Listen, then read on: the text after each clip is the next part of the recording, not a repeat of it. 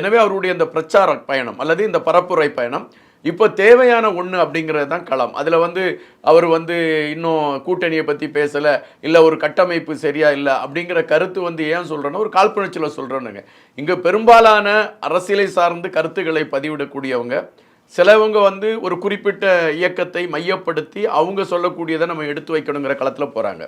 இன்னும் ஒரு சிலர் விஜய் அவங்களுடைய வளர்ச்சியை ஜீரணிக்க முடியாமல் பயணிக்கக்கூடியவங்க இருக்காங்க. இன்றைக்கி பார்த்தீங்கன்னா வலையொலிகளிலும் ஊடகங்களிலும் பிரதானமாக பேசப்படுகிறது விஜய் அவங்களை எதிர்த்து பேசக்கூடிய கூட்டம் தான் அதிகமாக இருக்குது.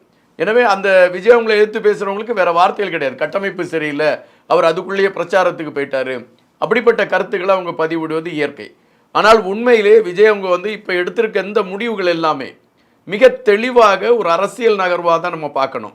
எப்படின்னு பார்த்தீங்கன்னா எல்லா மாவட்டங்கள்லேயும் ஆட்கள் நிரூபிச்சிட்டாங்க. எல்லா மாவட்டத்துலேயும் ஆள் இருக்குது.